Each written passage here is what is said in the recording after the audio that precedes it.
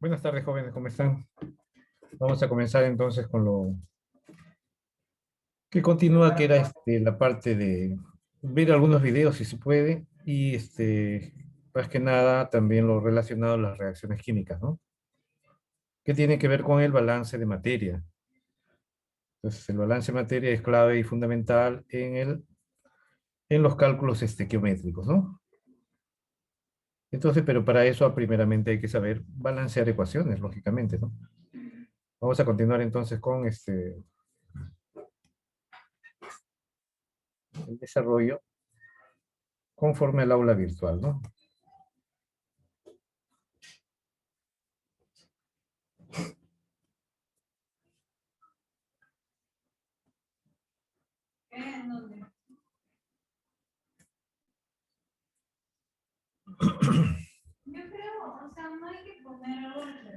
Bien, entonces aquí tenemos, ¿se ve mi pantalla, jóvenes? La pantalla del aula virtual. Buenas tardes, Sí, profesor. Sí profe. se ve.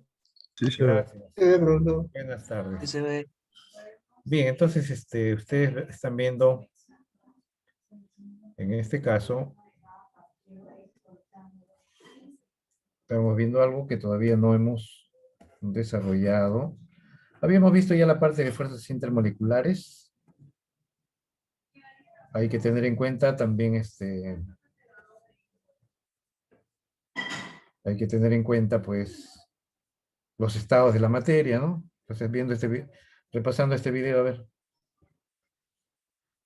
Hola, bienvenidos a Academia Internet. Hoy vamos a estudiar los estados o fases de la materia. Pues bien, ¿qué son los estados de la materia? Pues resulta que la materia se presenta en la naturaleza de muchas maneras.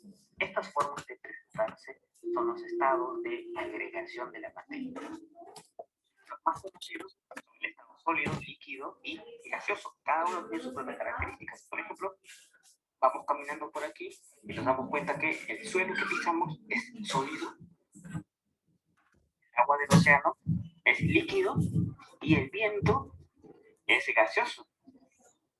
Y por supuesto que resulta muy cómodo y muy sencillo caminar por tierra firme. Nos damos cuenta con nuestros sentidos que es mucho más complicado caminar por el océano o caminar por el aire, que resulta imposible.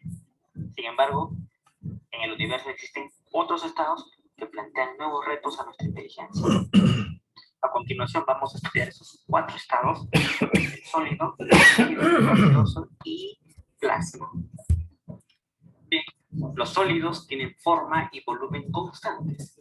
Se caracterizan por la rigidez y regularidad de sus estructuras. Esto a un nivel macro. ¿Qué ocurre o qué podemos observar a un nivel micro? Esto quiere decir molecular. Veamos. Fíjate que en la estructura molecular sólida, las partículas que forman la materia se encuentran muy juntas unas de otras, en una posición más o menos fija. También hay que saber que entre las moléculas se presentan fuerzas de cohesión y fuerzas de repulsión. Pues bien, en el estado sólido, las partículas presentan una mayor fuerza de cohesión, o la fuerza de cohesión es mucho mayor que la fuerza de repulsión entre sus moléculas. Por lo tanto, los sólidos tienen resistencia a ser deformados. ¿Qué podemos decir a simple vista de los líquidos? Que no tienen una forma fija, pero sí volumen. Ellos se adaptan al recipiente que los contiene y presentan como característica principal visible la capacidad de fluir. Por eso se les dice fluidos. Eso a nivel macro. Pero a nivel molecular, las partículas de los líquidos ya no están unidas tan fuertes unas con otras y su posición no es fija, sino que pueden fluir más o menos libremente. Presentan una cohesión menor que los sólidos, ya que las fuerzas de atracción son parecidas a la repulsión entre sus moléculas. Los gases no tienen forma ni volumen definido y se expanden libremente hasta llenar el recipiente que los contiene. Estamos viendo en este video lo que se conoce como un geyser, ¿sí? Que es un tipo especial de fuente termal que emite periódicamente una columna de agua caliente y por supuesto vapor al aire. Aquí estamos apreciando la columna de aire asociada con agua caliente y vapor al aire. Pues bien, en el análisis molecular nos indica que en el estado gaseoso está compuesto por moléculas no unidas expandidas con una fuerza de atracción. Estas moléculas están como que en un estado de caos, ocupando un volumen mucho mayor que los otros estados, porque dejan espacios libres intermedios, como se aprecia aquí en el esquema, y están enormemente separados unos de otros. Por eso es tan fácil comprimir un gas. Solo hay que disminuir la distancia entre sus moléculas. Aquí se deduce que las fuerzas de cohesión son mucho menor que las de atracción entre sus moléculas. Veamos ahora el plasma, el cuarto estado de la materia. El plasma se dice que es un gas ionizado. ¿Qué quiere decir esto? Ionizado quiere decir que los átomos que lo componen se han separado de algunos de sus electrones. O sea, han adquirido una carga eléctrica. Para que suceda esto, tienen que haber unas condiciones especiales. Por ejemplo, se requiere altas temperaturas, superiores a los 20.000 grados centígrados. De esta manera, existen colisiones entre los átomos y se desprenden los electrones. De esta manera, el plasma es un estado parecido al gas, pero compuesto por iones, que pueden tener carga negativa o positiva, separados entre sí, y por eso es un excelente conductor. El ejemplo más claro de esto es el Sol. En el Sol ocurren estas condiciones.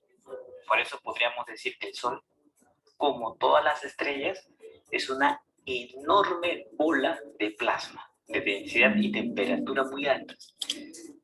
Sabemos que está constituido en su totalidad de hidrógeno, con una pequeña componente de helio. Su parte más densa y caliente precisamente se encuentra en el interior, lo que llamamos el núcleo, donde se estima que debe haber una temperatura del orden de los 15 millones de grados y una presión de miles de millones de veces la presión de nuestra atmósfera. Condiciones ideales para el estado plasmático. Pues bien, el plasma es el estado de agregación más abundante de la naturaleza, y la mayor parte de la materia en el universo visible se encuentra en estado de plasma. Pero también el plasma se puede producir de forma artificial. Veamos ahora algunas formas comunes de plasma. Producidos artificialmente, por ejemplo, en los televisores o monitores con pantalla de plasma. En el interior de los tubos fluorescentes, lo que se conoce como la iluminación de bajo consumo.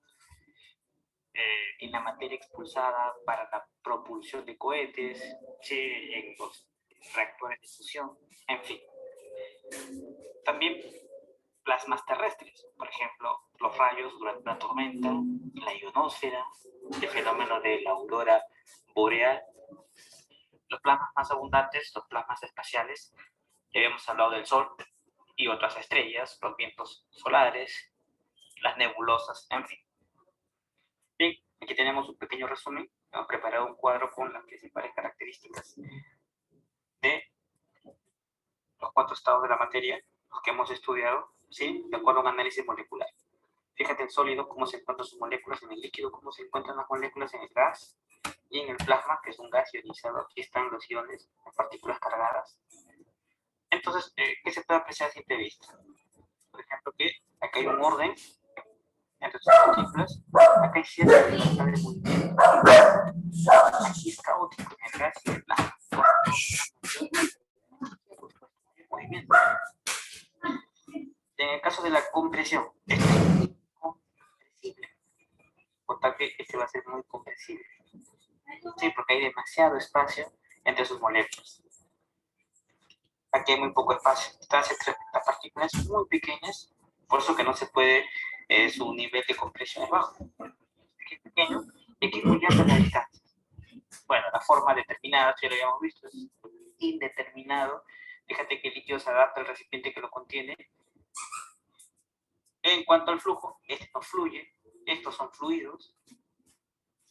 Bueno, por lo tanto, es importante recordar el esquema molecular de cada uno de los estados de la materia. Bien, vamos a hablar ahora sobre los cambios de estado. Y para lo cual vamos a poner el siguiente ejemplo. ¿Qué estamos viendo en el video? Estamos viendo nubes. A ver, ¿qué te pregunto? Las nubes ¿En qué estado se encuentra? ¿En el estado sólido, líquido o gaseoso? Piénsalo bien y respóndeme. Seguro estarás tentado a responderme que se encuentra en el estado gaseoso, porque me dirás, las nubes son vapor de agua. Sin embargo, eso no se ajusta a la realidad. La respuesta es muy diferente. ¿Por qué? Porque las nubes están formadas por gotitas de agua o por hielo, o por ambos. ¿Sí? No es vapor de agua. Es decir, son agua, pero en estado líquido o sólido, pero no vapor. ¿Por qué? Porque el vapor es un gas. ¿Y cómo reconozco el gas? Fácil. El gas es totalmente transparente, por lo que cuando está presente en la atmósfera no lo vemos. ¿Sí? Esa es la característica del vapor de agua.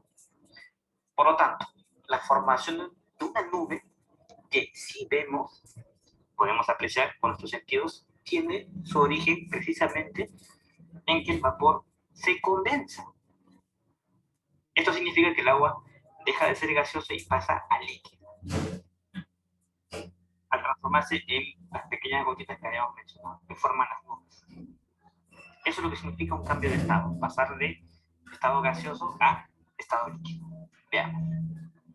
Cambios de estado. ¿Qué significa a un nivel molecular los estados de agregación de la materia? Según lo que hemos visto, simplemente lo que quiere decir es que nos estamos refiriendo a cómo están agrupadas las partículas que la componen. Como vemos en este esquema, vamos a darnos cuenta de un cambio de estado cuando cambian las condiciones de presión y temperatura. Entonces, cuando cambiamos estas condiciones, o sea, la presión y temperatura en una sustancia, se produce como un cambio de ordenación entre sus moléculas. Por ejemplo, si calientas el estado sólido, entonces comienzan a desordenar sus moléculas. Eso va a generar que cambie a líquido. Luego, si siguen variando las condiciones de temperatura, pues se hace gaseoso. Lo mismo para el gas. Si logramos ionizar el gas a condiciones de temperatura altísimas, pues obtenemos el plasma. Bien, aquí le presentamos un diagrama de los cambios de estado entre los estados sólido, líquido y gaseoso. Se pone de ejemplo al agua casi siempre porque, dadas las condiciones existentes en la superficie terrestre, solo algunas sustancias pueden hallarse de modo natural en los tres estados. Este es el caso del agua. La mayoría de sustancias se presentan en un estado concreto. ¿Sí? Por ejemplo, los minerales, los metales, son sólidos naturalmente, y en estado gaseoso, por ejemplo, el oxígeno se encuentra en la atmósfera, el CO2. Por lo tanto, si yo quiero pasar de líquido a sólido, el proceso se llama solidificación. De sólido a gas, el proceso se llama sublimación o sublimación directa. Si quiero pasar de gas a líquido, se llama condensación o también licuación. Si yo quiero pasar de sólido a líquido, fusión. Si yo quiero pasar de líquido a gas, vaporización o ebullición. Si yo quiero pasar de gas a sólido, cristalización o también le llaman sublimación inversa. Aquí tenemos ya el esquema completo. Este diagrama muestra la nomenclatura para las diferentes transiciones de fase y su reversibilidad en relación con la variación de la entalpía. Entalpía quiere decir la cantidad de energía absorbida o cedida por un sistema. Hay que aclarar que estamos hablando de cambios físicos, ¿verdad? Que estas transformaciones de fase de las sustancias, estas no se transforman en otras sustancias, solo cambian su estado físico. Fíjate que de gas a plasma se llama ionización y la reversibilidad de plasma a gas, desionización. Bueno, si te gustó el video, comparte y suscríbete para más contenido similar.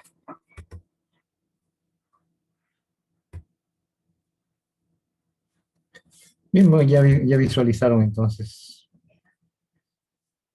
algo más sobre los estados de agregación, incluyendo el estado plasmático, ¿no?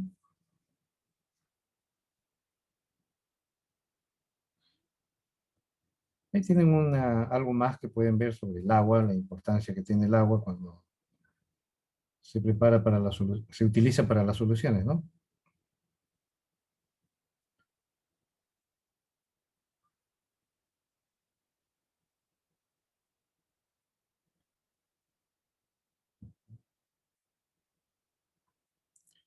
Bien, vamos a ver entonces lo que sigue.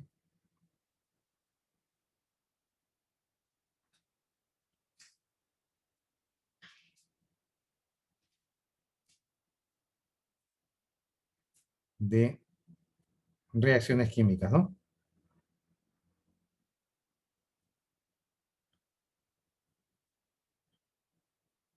Vamos a avanzar esa parte.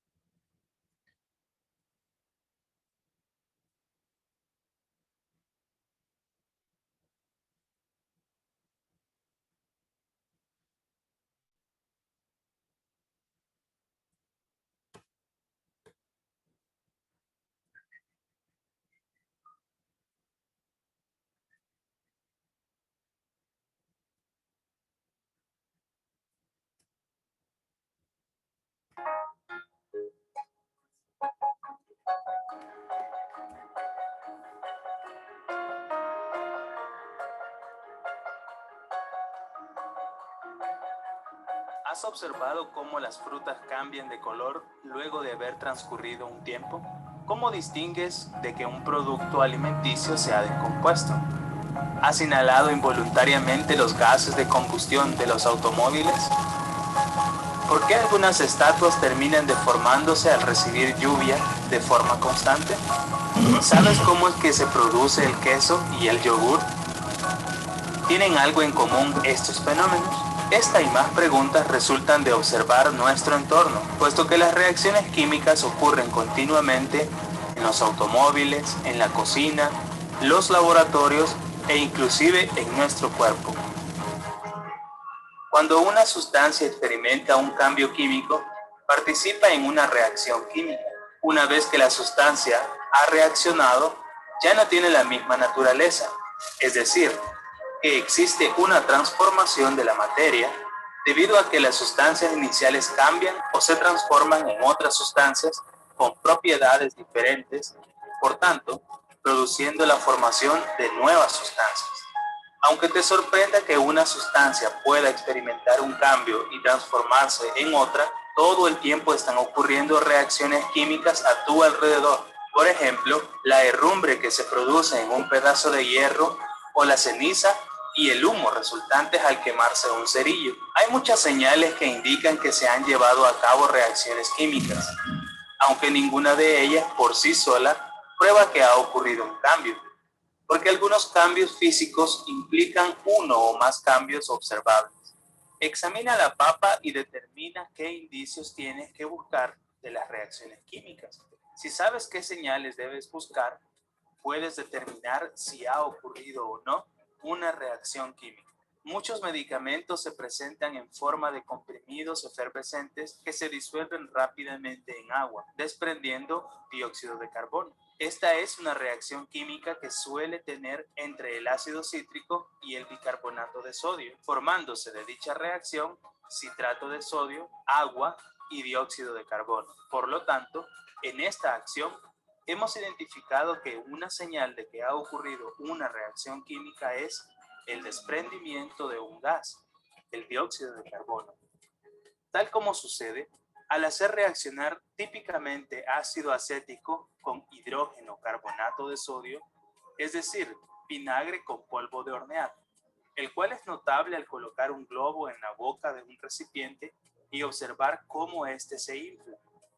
De hecho, esta reacción se utilizó hace años al llenar los extintores con dióxido de carbono comprimido. Este gas no mantiene la combustión, ya que por ser más denso que el aire, lo desplaza, privando así al fuego de su fuente de oxígeno. La precipitación de un sólido es otra señal que nos indica que ha ocurrido una reacción química, ya que una o algunas sustancias sólidas formadas son insolubles.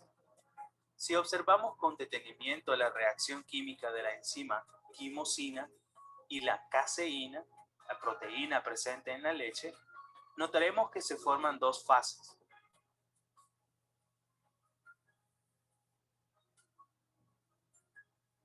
Una líquida, la de la solución en sí, y la otra sólida, que es el queso en forma de precipitado. Otra evidencia de que ha sucedido una reacción química es la aparición o liberación de energía. los cuales son cambios espontáneos de temperatura. En todos los cambios químicos se producen cambios de energía. Durante una reacción química se puede liberar o absorber energía, demostrado en forma de luz o calor, como sucede cuando la madera u otro combustible se combinan rápidamente con el oxígeno durante su combustión e inclusive al utilizar las barras de luz de emergencia. ¿Has escuchado acerca de ellos? La luz que emite es energía liberada en una reacción química denominada quimioluminiscente.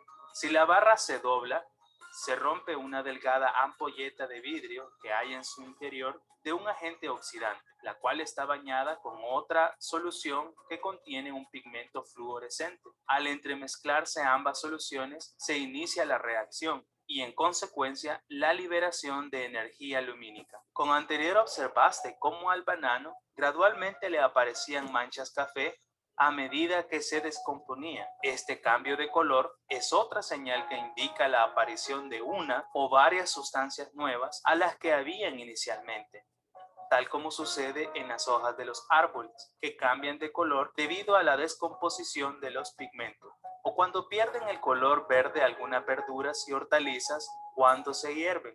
La decoloración o la pérdida del color verde se deben a que el calor facilita que el átomo de magnesio, ubicado en el centro de la molécula de clorofila, sea reemplazado por átomos de hidrógeno. Finalmente, también se cuentan los cambios en otras propiedades, como la acidez, el olor, las propiedades magnéticas, eléctricas, la aparición de propiedades ópticas frente a la luz, etc.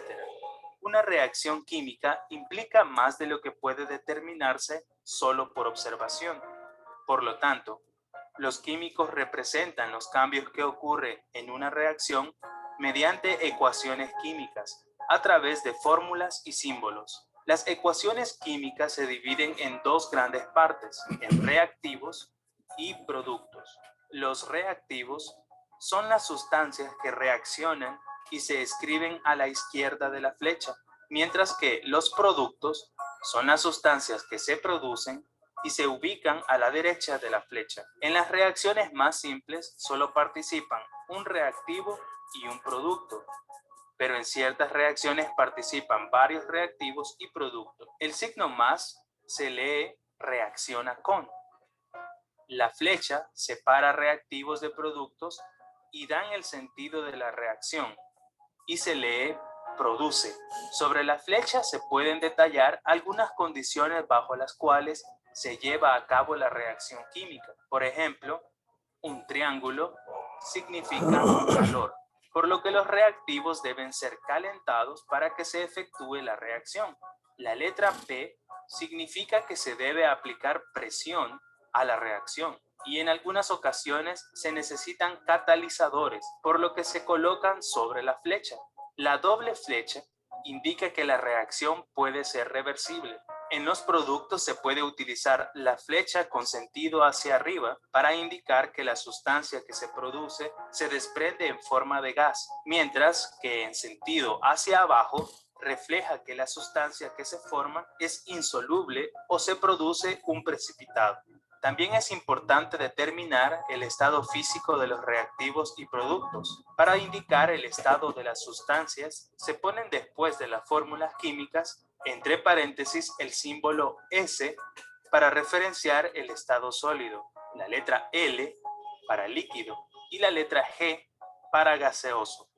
Para representar lo que sucede cuando se le añade agua a un compuesto, se escribe entre paréntesis AC, que significa disolución acuosa. Pero si se escribe sobre la flecha la fórmula química del agua, H2O, indicará el proceso físico de disolver una sustancia en agua, aunque algunas veces no se coloca para simplificar. Es frecuente que durante una reacción se libere o absorba una cantidad de energía. Si la reacción absorbe energía, es endotérmica. Pero si la reacción libera energía, es exotérmica. En ambos casos se escribe la palabra energía junto a los reactivos o los productos, según sea el caso. Antes de cada sustancia se colocan números, los cuales indican el número de átomos o moles que reaccionan de cada reactivo y los átomos o moles de cada producto formado, denominados coeficientes estequiométricos, los cuales deben ser ajustados de manera que sean un reflejo de la ley de Lavoisier o ley de la conservación de la masa. Por lo tanto, deberán equilibrarse o balancear ecuaciones químicas. Para ello, existen diversos métodos. El método por tanteo consiste en dar coeficientes al azar hasta igualar en cantidad los átomos de cada elemento químico, aunque estén en diferentes sustancias.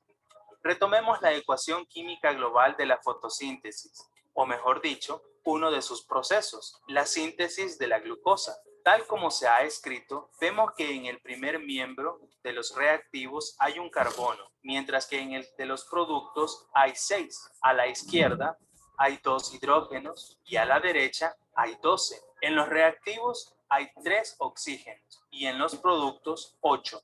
Por lo general, el ajuste se inicia con el elemento menos frecuente, en nuestro caso, el carbono.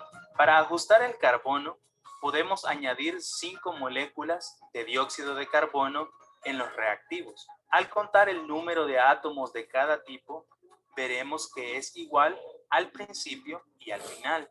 Para evitar escribir demasiadas moléculas, se pone el número total delante de la fórmula, quedando un 6 delante del dióxido de carbono y ha quedado equilibrada para el carbono. Pero, ¿qué ha sucedido con la cantidad de átomos de oxígeno? Ha sido alterada. Ahora, en los reactivos hay 13 átomos de oxígeno y en los productos únicamente 8. Debido a que los átomos de oxígeno se involucran en todos los compuestos de la ecuación química, afecta los valores de las demás sustancias. Así que lo dejaremos de lado por el momento y nos enfocaremos en el hidrógeno. Si anteponemos un 6 a la molécula del agua, habrá 12 hidrógenos en el lado de los reactivos en igual cantidad que los hidrógenos de los productos, quedando equilibrada. Ahora contabilizaremos los átomos de oxígeno. A la izquierda hay 18 átomos de oxígeno, pero a la derecha únicamente existen 8. Debido a que ambas moléculas de los reactivos poseen coeficientes, se modificarán los coeficientes de los productos. La molécula de oxígeno podría modificarse para que al realizar la verificación iguale la totalidad indicada. Por lo tanto, le anteponemos un 6 para que al sumar la cantidad de átomos resulte 18 y la ecuación quede balanceada. Si no hubiese resultado de esta forma, se habría iniciado nuevamente el tanteo mediante una sustancia diferente.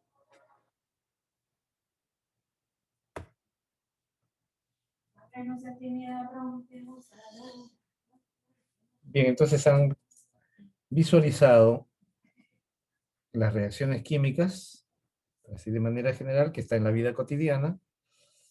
Se ha ilustrado eso, y además de que se concluye con el balance de las ecuaciones, ¿no? Un primer balance, que es el más sencillo de todos, sin duda el balance por tanteo,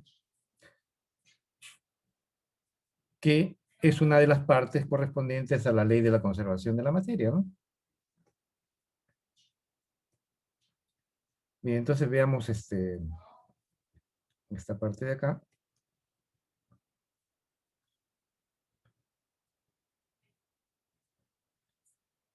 El PPT correspondiente, ¿no? Profesor, disculpe, una cuestión. Dime. Ya, sucede que en el primer capítulo, el capítulo 1 de materia y fundamentos de la estequiometría, nos falta temas. Por ejemplo, fundamentos de estequiometría, unidades de concentración de soluciones y mezcla de soluciones. Son temas que aún no hemos hecho, o con usted no hemos llevado aún. Está bien, pues recién estamos empezando. ¿Cuál es el problema? Ya, la cosa es que, bueno, mis compañeros tienen dudas al ver que usted ha saltado a la semana 2, empezando por, bueno, reacciones y estequiometría. Ya. Ellos aún tienen dudas sobre que aún faltan temas de la primera, del primer capítulo. El primer capítulo ya está relacionado relacionado, podemos decir así, a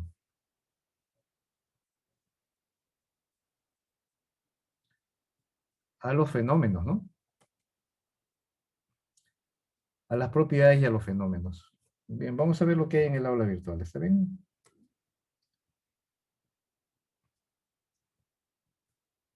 Ya estamos en esto, dice, ¿no? Estás preocupado por eso. Exacto, profesor.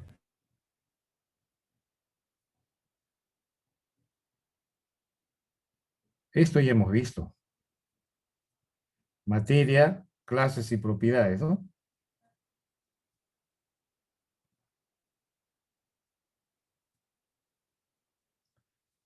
Fundamento de estequiometría. Esto, vamos a ver ya. Antes de pasar a esa parte. Eso es lo que está diciendo que me estoy saltando, ¿no? Vamos a ver si es cierto.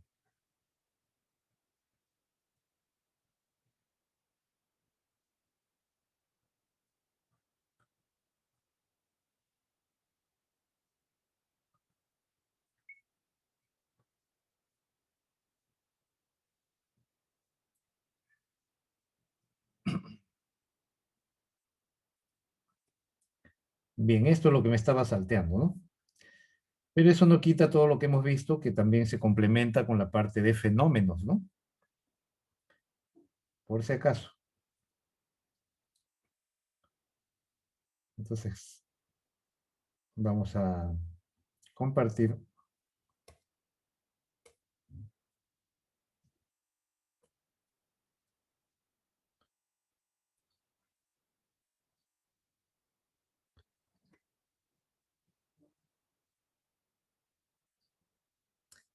Bien, entonces cuando hablamos de la materia y la energía, hay una ley que es la que tiene que ver pues con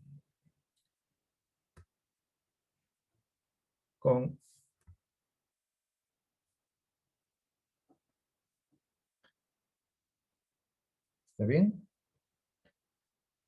Con la ley de Einstein, pues, ¿no? Que nos dice que la materia y la energía del universo son constantes y son interconvertibles una en otra, ¿no? Entonces acá tenemos un ejemplo donde hay antimateria que se convierte en rayos gamma, ¿no? Puede haber este caso de la bomba de Hiroshima y Nagasaki, que son Profesor, no se ve evidentes. la pantalla, se ve negro. ¿No se ve la pantalla? No, profesor.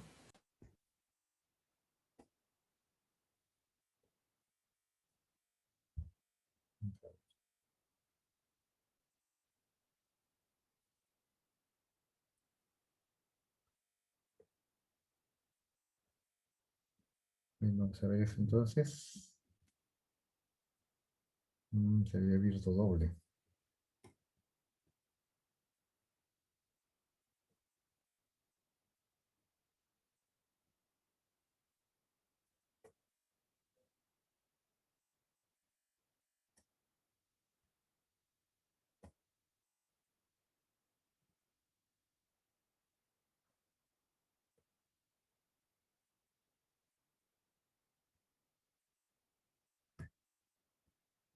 ¿Ahora se ve o no? ¿Se ve? Sí, ahora sí. Sí, profesor. Bien, entonces decíamos pues que la ley de la conservación de la materia y la energía posibilita pues explicar, ¿no? Algunas reacciones que se han hecho y que fueron motivo de la Segunda Guerra Mundial, ¿no?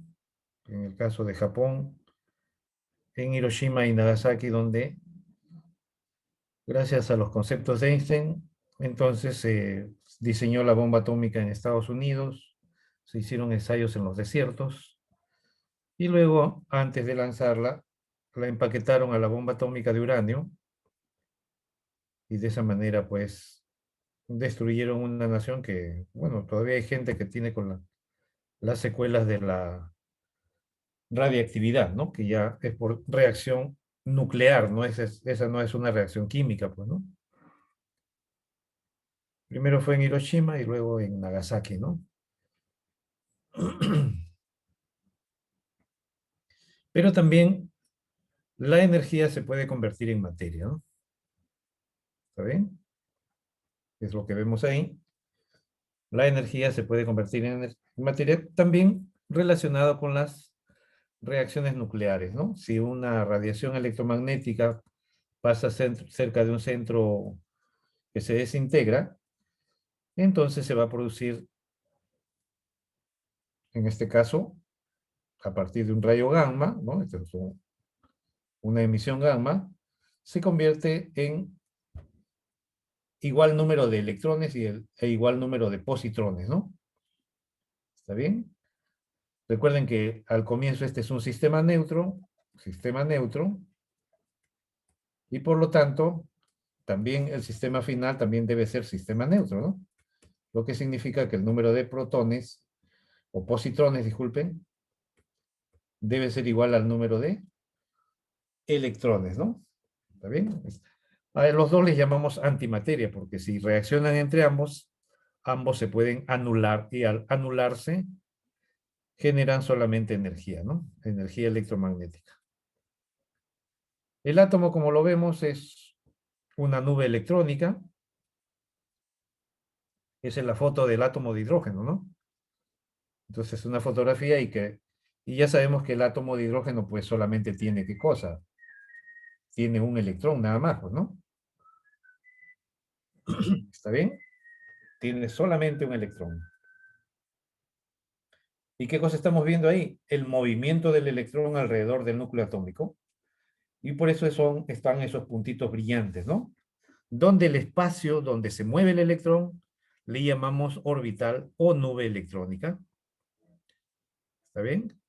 Antes los átomos, bueno, pues no, los modelos que existían antes del modelo cuántico, eran modelos del sistema planetario, el sistema de Rutherford, el modelo de Thomson y también la teoría atómica de Dalton, ¿no? El átomo ya saben que tiene dos partes fundamentales, el núcleo y la nube electrónica. ¿Está bien? Ya saben quiénes están en el núcleo, los protones y neutrones, que son partículas fundamentales. Entonces, por lo tanto, en las reacciones químicas no cambia el núcleo, cambia la nube electrónica, ya sea porque se ganan, se pierden o se comparten electrones. Y esa es la parte que hace cambiar la identidad de la materia, pues, ¿no? Ahí tienen las características fundamentales de las partículas, que son el electrón, el protón y el neutrón. Y hay que tener en cuenta que el núcleo es una zona pequeña de alta densidad másica, ¿no? Porque concentra casi toda la masa del átomo. Hay que tener presente que en todo átomo neutro el número de protones es igual al número de electrones, ¿no? ¿Qué cosa es un núcleo? Es la representación del átomo de un elemento o de sus aniones o cationes monoatómicos, ¿no? Eso es un núcleo. Y también están de por medio los llamados isótopos, pues, ¿no? Los isótopos. ¿A qué nos conlleva esto? De que más adelante vamos a tener que especificar, pues, la materia, ¿no? ¿Qué cosa es la parte fundamental en toda reacción química? La materia, la masa, en otras palabras. Entonces, para eso hay que definir, pues, algunas unidades previas, ¿no? Como la unidad de masa atómica. Hay que tener la masa atómica isotópica y la masa atómica promedio, ¿no? En función de los isótopos naturales. ¿Está bien? Entonces, ¿qué cosas son los isótopos? Átomos de un mismo elemento que tienen diferencia en el número de protones, no, disculpen, diferencia en el número de neutrones, y eso es lo que hace cambiar el número de masa. Al tener diferente masa, lógicamente van a tener diferentes propiedades físicas, pero la nube electrónica es constante, por lo tanto, las reacciones químicas son iguales o semejantes, podemos decir así, ¿no? ¿Está bien?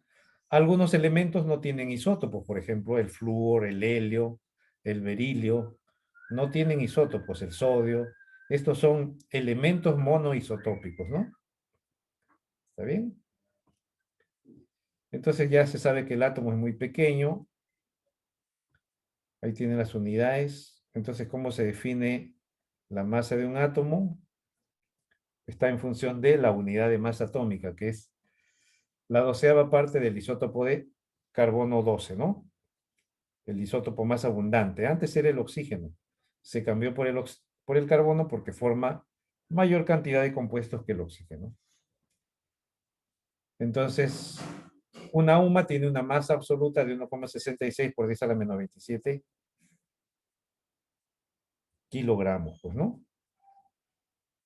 El número de Avogadro lo tienen ahí, 6,02 por 10 a la 23. ¿Está bien? Si multiplicamos la masa de una UMA por 6,02 por 10 a la 23, nos va a decir que todo eso va a ser igual a 1 gramo, pues, ¿no? A 1 gramo. ¿Está bien?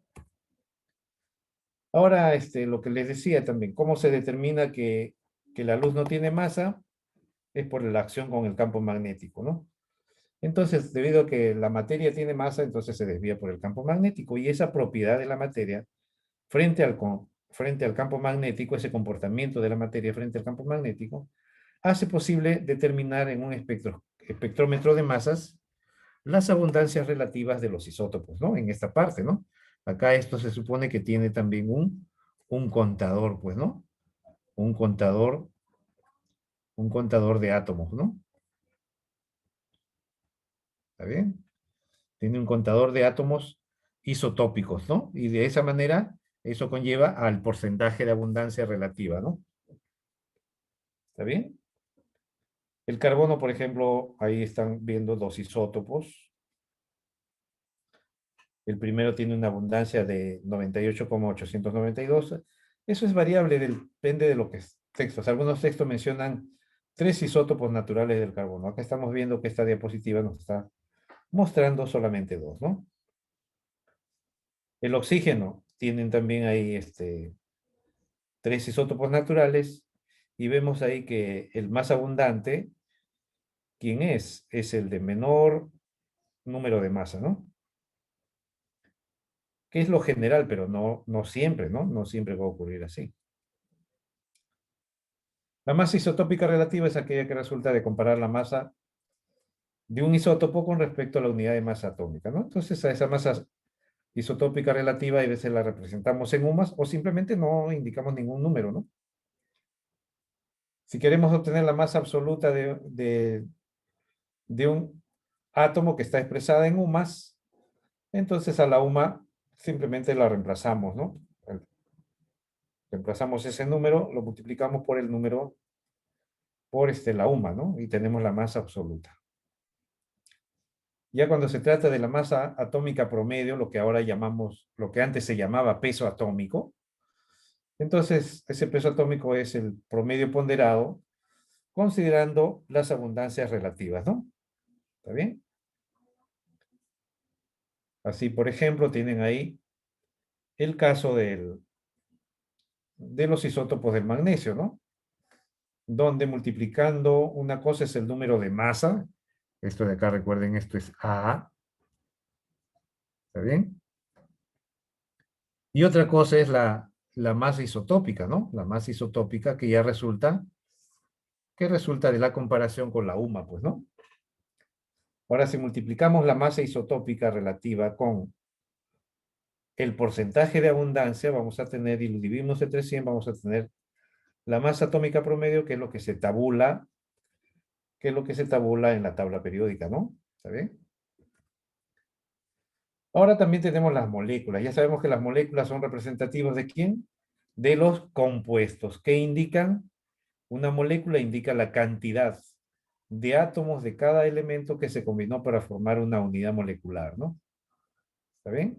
Entonces, por ejemplo, en la molécula de ácido fosfórico, H3PO4, ¿qué información tenemos? Esa es la parte cuantitativa, ¿no? Tenemos 3 átomos de hidrógeno por cada molécula de ácido fosfórico. Tenemos un átomo de fósforo. Y por otro lado tenemos 4 átomos de oxígeno, ¿no? Esa es la forma, esa es la información que se tendría con respecto a lo que nos indica una fórmula, ¿no? Y luego está la masa molecular relativa, que es la sumatoria de las masas atómicas promedios que hay en una sustancia compuesta, ¿no? O de repente, no necesariamente una sustancia compuesta, también puede ser una sustancia poliatómica en general, ¿no? La masa molecular relativa, pues, por ejemplo, también se expresa en UMAS, ¿no? O simplemente no mencionamos, ¿no? Porque es un número adimensional cuando dividimos entre la UMA, ¿no? La masa isotópica Expresada en UMA sobre la UMA no queda dimensional, pero también la podemos expresar en UMA si es que queremos hallar la masa absoluta del átomo del elemento, ¿no? Acá tenemos por otro lado la masa molecular relativa de quién, del sulfato de sodio, que nos sale 2 por 23, 1 por 32 más 4 por 16, que nos queda 142 unidades de masa atómica por cada molécula, en este caso, o por cada unidad fórmula de este compuesto iónico, ¿no? El número de Avogadro ya sabemos que contiene 6,02 por 10 a la 23 unidades de un determinado ente. Ese ente puede ser material o puede ser energético. Si multiplicamos, como les dije hace un rato, ¿no? Hace un rato les dije que si multiplicaban la masa absoluta de una UMA, que es 1.66 por 10 a la menos 24 gramos, la multiplican por el número de Avogadro, eso equivale a 1 gramo, ¿no? ¿Está bien? Y eso lo que, 1 gramo a qué es igual, ese es 1 mol de UMA, pues. 1 mol de UMA, ¿no? El número de Avogadro representa el mol, pues, ¿no? El mol es la cantidad que se utiliza, pues, es la unidad de cálculo estequiométrico, en resumen, ¿no? Y está calculada en función del átomo más importante, que es el carbono 12, que es el que forma mayor cantidad de compuestos, pues, ¿no? 1 mol de átomos de isótopos del carbono 12 tendría 6,02 por 10 a la 23 átomos de carbono, ¿no? ¿Y eso equivale a cuánto en masa? Eso equivale en masa a 12 gramos del elemento carbono, pues, ¿no?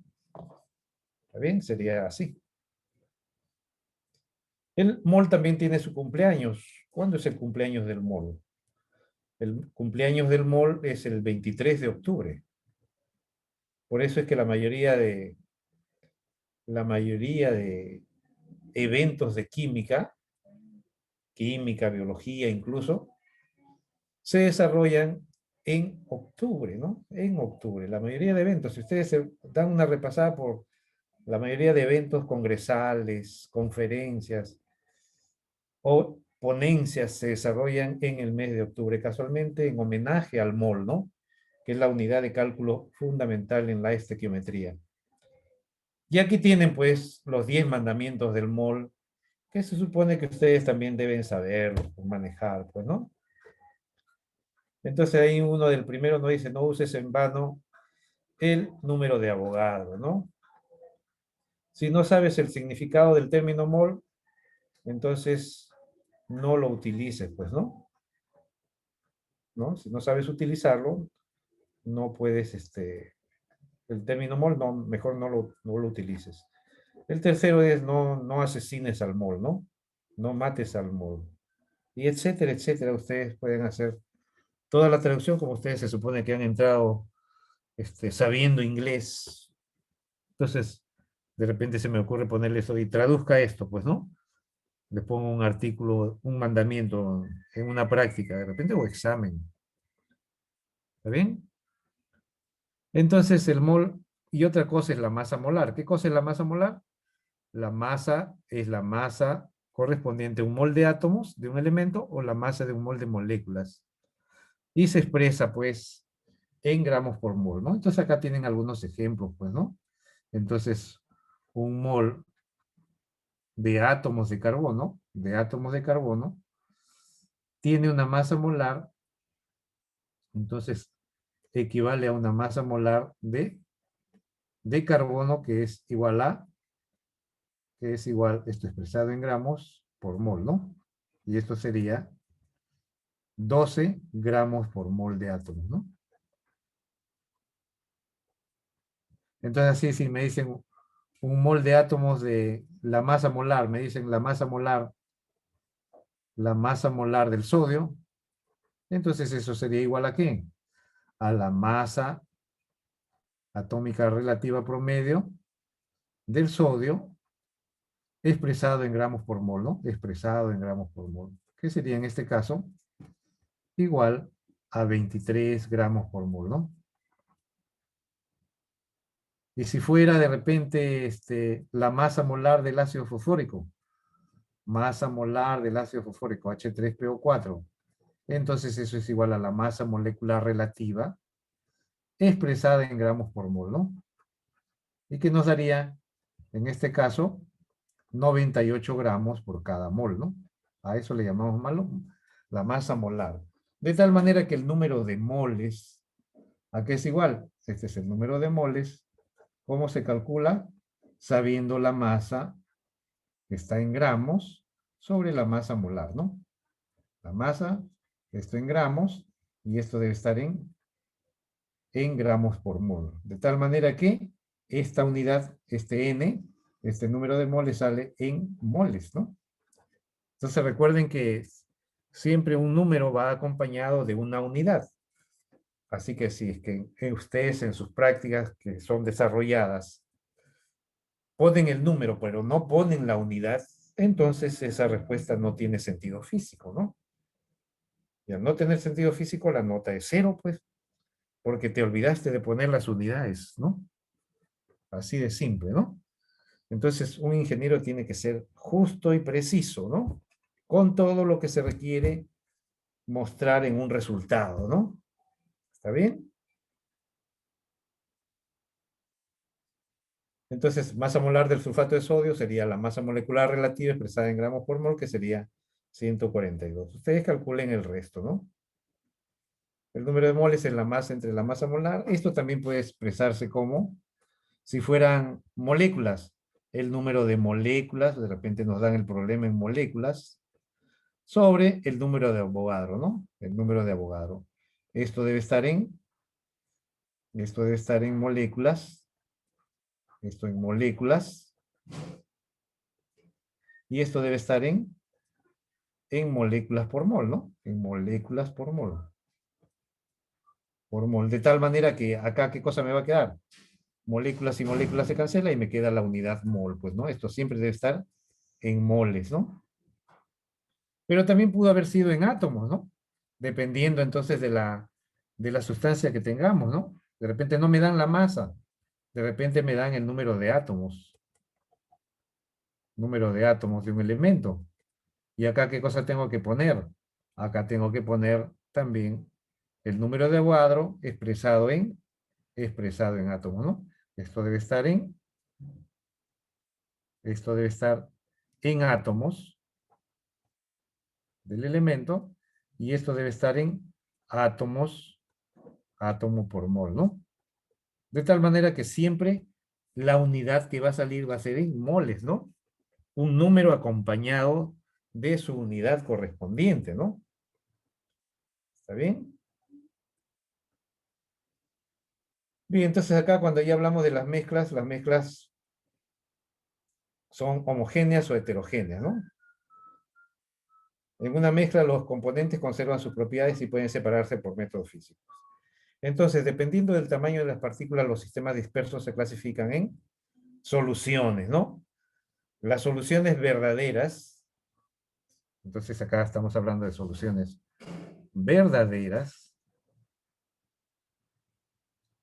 son aquellas pues donde las partículas, el diámetro de las partículas es menor o igual que un nanómetro. Entonces, por eso es que estas soluciones, entonces son transparentes a la luz, pues, ¿no? Decimos, estas son transparentes a la acción de la luz.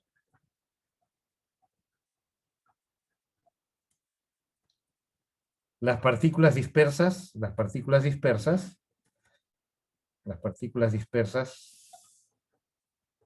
del soluto,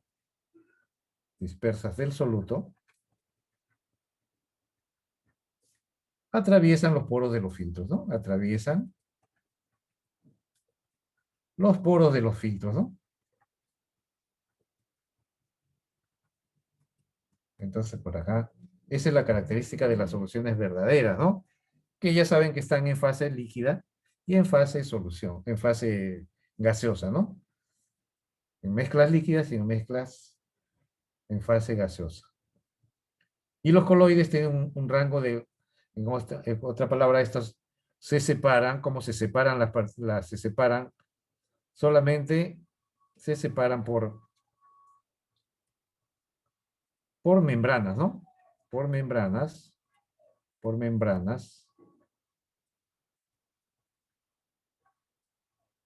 Semipermeables, ¿no? Semipermeables.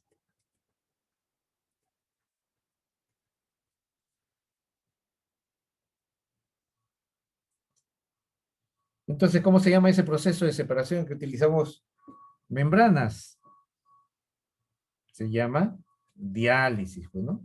Diálisis. Entonces, la diálisis es el fenómeno físico de separación de partículas coloidales de la fase continua, ¿no? Entonces presentan, ya saben ustedes que estas presentan efecto Tyndall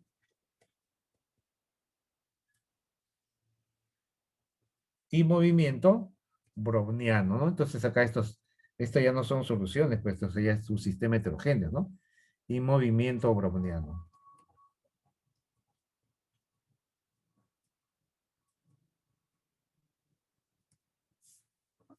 Entonces así, por ejemplo, cuando tienen gotas, ¿no? Gotas coloidales, gotas de tamaño coloidal, ¿no? Gotas coloidales en las nubes, ¿no?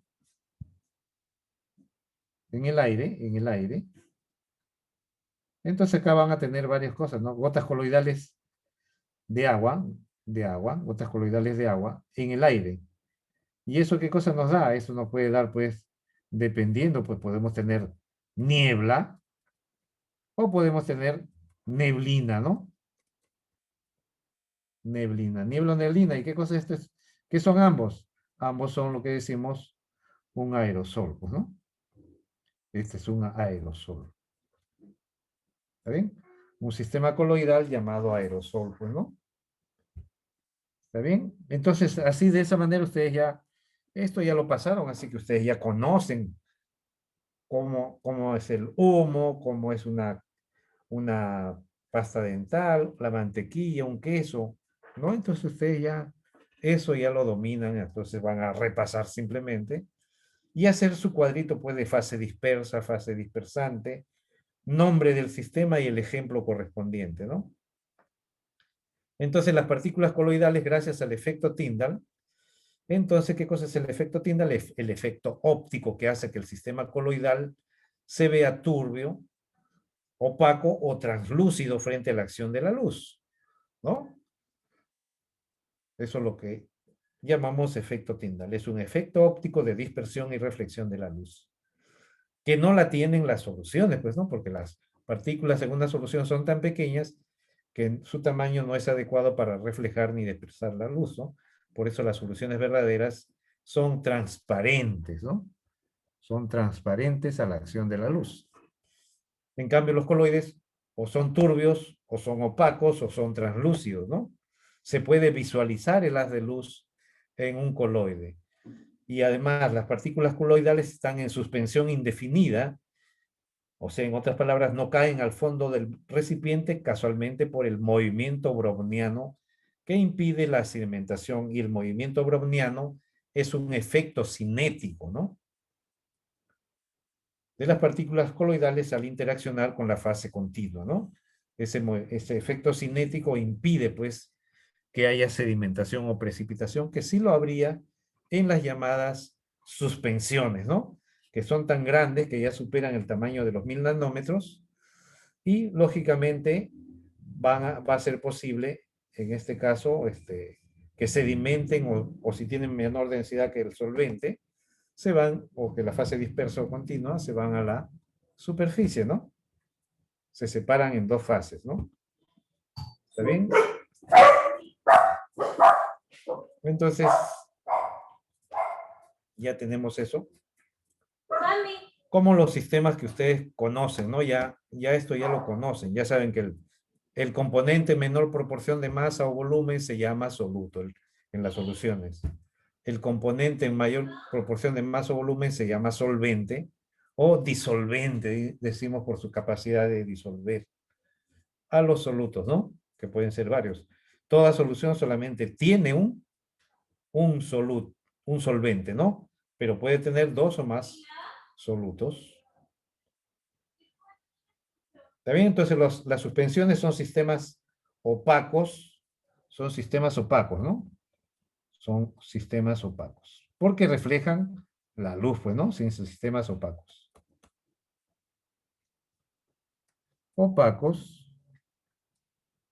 ¿está bien? O sea, las partículas son tan grandes que son fácilmente visibles, pues, ¿no? Entonces se separan por estas partículas de la fase dispersa se separan con filtros ordinarios, ¿no? Con filtros ordinarios, ¿no? En cambio, un coloide, si está en fase líquido, en fase gaseosa, atraviesa los poros de los filtros ordinarios, ¿no? Por eso es que hay que utilizar membranas si es que queremos separar partículas coloidales, ¿no? Ejemplo de suspensión, ya habíamos dicho, la leche de magnesia, ¿no? Esto ya lo habíamos visto ya, pero ustedes me están haciendo repetir, ¿no? Entonces, tal vez rescatar algunos aspectos. Hay sí repetir en cuanto a la parte correspondiente a la parte cuantitativa, ¿no? Del mol de átomos, el mol de moléculas, masa molecular relativa y masa molar, que son las partes estequiométricas fundamentales para cálculos de balance de masa, ¿no? O balance de materia. Entonces, ahí tienen el caso de lo que decíamos, el efecto Tyndall, el efecto óptico. Entonces acá, por ejemplo, tenemos en este caso, esto es coloide, ¿no? Un coloide donde estamos, un coloide de oro, donde podemos visualizar el haz de luz. A través de ese coloide la luz todavía se atraviesa la luz, ¿no? Y acá esto, en la parte central donde tenemos sulfato de cobre 2, entonces acá esto de acá es solución, pues, ¿no? Es solución. Es solución, pues, ¿no? Solución. ¿Está bien? En cambio acá también vemos que esto es translúcido, ¿no? Translúcido porque hay un efecto de la luz dispersa en diferentes direcciones, ¿no? No hay nitidez en la dispersión de la luz. Entonces decimos es un sistema turbio translúcido, ¿no? Que también es otro coloide, pues, ¿no? Otro coloide. A diferencia de la solución que solamente hay entrada y salida de la luz, pero no se visualiza el haz de luz como sí se visualiza el haz de luz en ese coloide de oro, ¿no? Las soluciones pueden ser binarias, ternarias, dependiendo del solvente. Entonces serán soluciones alcohólicas, si el solvente es el alcohol, soluciones acuosas cuando el solvente es el agua. Por la naturaleza del soluto, las soluciones pueden ser iónicas cuando el soluto por acción del solvente se dispersa en aniones y cationes y decimos el soluto es un electrolito, ¿no? En cambio, las soluciones moleculares o no electrolíticas no conducen la corriente eléctrica y el soluto se digrega solamente a nivel molecular neutro, ¿no? No generan conducción de corriente eléctrica y el soluto es llamado un no electrolito. Ejemplo de acá tenemos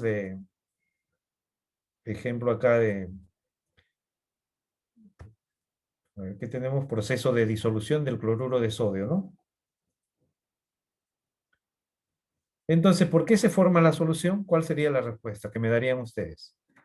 ¿Por qué se forma la solución de cloruro de sodio o agua salada? Fíjense, ahí tienen un sólido que tiene grande fuerza de cohesión, por eso está en estado sólido, ¿no? Y luego cuando lo ponemos alrededor del agua empieza a disolverse. La pregunta es, ¿por qué se disuelve el cloruro de sodio en el agua? Por las moléculas del agua que atraen a los iones. Ya, pero ¿por qué? ¿Cuál es la respuesta? Por fuerzas intermoleculares. Por las fuerzas intermoleculares ya. Hay energías que compiten. Recuerden que cuando se trata de formar sistemas, ahí estamos viendo un fenómeno, ¿sí o no? ¿Qué hemos dicho que hay en un fenómeno? En un fenómeno, ¿por qué se produce un fenómeno? ¿Ya tienen claro por qué se produce un fenómeno? Jóvenes. Ya pues, ya hemos visto fenómenos. Ahora, aclárenme ustedes, ¿por qué se produce un fenómeno? ¿Ah? ¿Qué cosa es un fenómeno? Un cambio, proceso de cambio que se produce por... Jóvenes, ¿ya tienen ustedes la definición? ¿Me pueden decir, por favor, cuál es la Cambio de respuesta? energía. Porque Cambio- hubo cambio de energía. En otras palabras, esa es lo que se espera de ustedes, la respuesta correcta.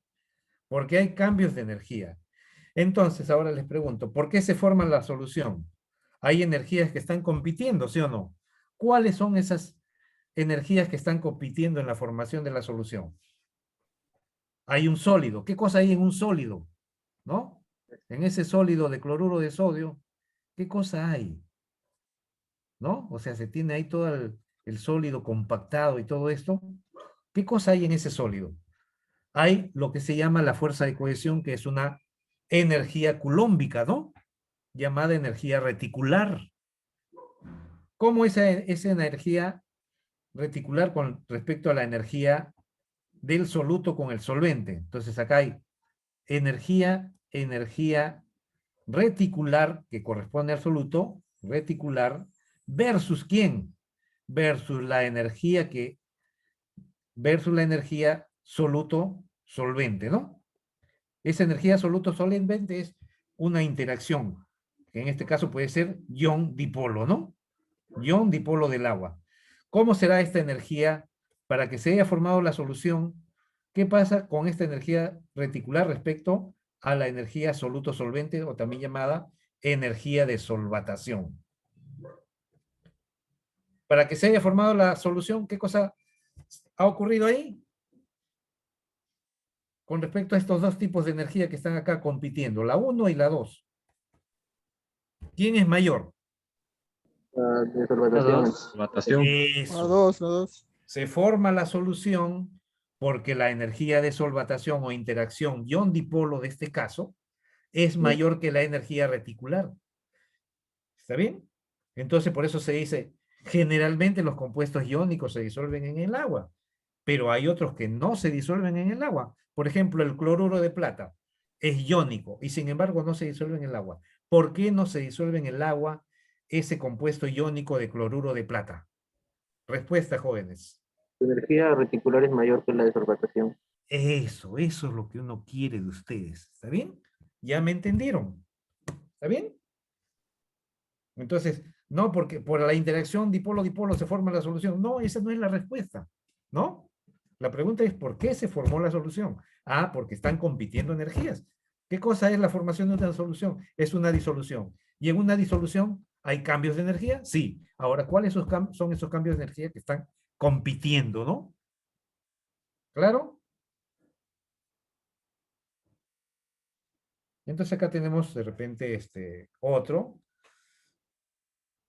fenómeno, ¿no? Químico, otra evidencia de reacción química. Entonces acá el proceso de cómo formamos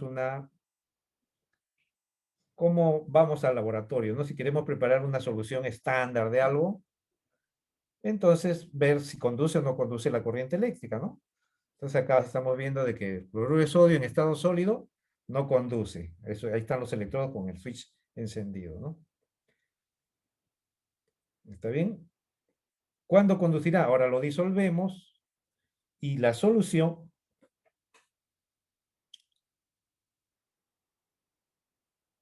conduce la corriente eléctrica, ¿no? Encendemos switch y el foco se enciende porque hay conductividad eléctrica a través de esa solución electrolítica del cloruro de sodio.